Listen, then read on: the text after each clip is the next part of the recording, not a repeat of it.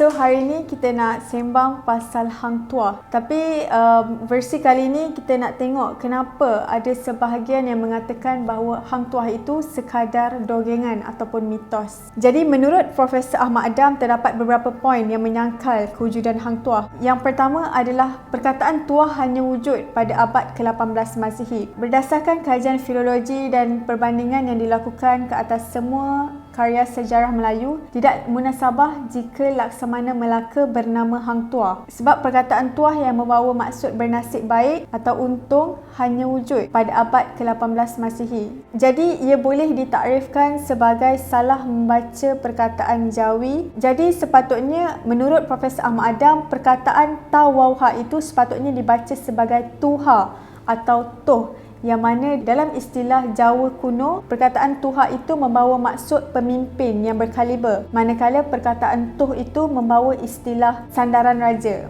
Seterusnya yang kedua adalah pantang larang tentang nama. So berdasarkan kajian sosio budaya Melayu di Nusantara, Profesor Ahmad Adam menegaskan bahawa penggunaan nama sebenar bagi masyarakat Melayu adalah dilarang. Maka tidak mungkin nama Laksamana Melaka dinyatakan. Apa yang wujud adalah perkataan Laksamana membawa maksud pengikut raja yang setia dan tidak merujuk secara khusus kepada Hang Tuah. Okey, seterusnya yang ketiga, pengaruh panji atau mitos. Menurut Profesor Ahmad Adam, peristiwa yang tergambar dalam sejarah Melayu adalah rekaan semata-mata dan ini termasuklah peristiwa Hang Tuah 5 bersaudara. Seperti mana kunjungan Sultan Mansur ke Majapahit untuk meminang Puteri Jawa dan segala apa yang berlaku ketika Hang Tuah bersama mereka adalah dongeng, adalah rekaan semata-mata. Ini tidak mungkin berlaku sebab semasa zaman pemerintahan Sultan Mansur Shah sedang berlaku perang saudara di Majapahit. Manakala peristiwa Patih Gajah Mada yang mengarahkan Taming Sari untuk membunuh Hang Tuah dicatatkan dalam sejarah telah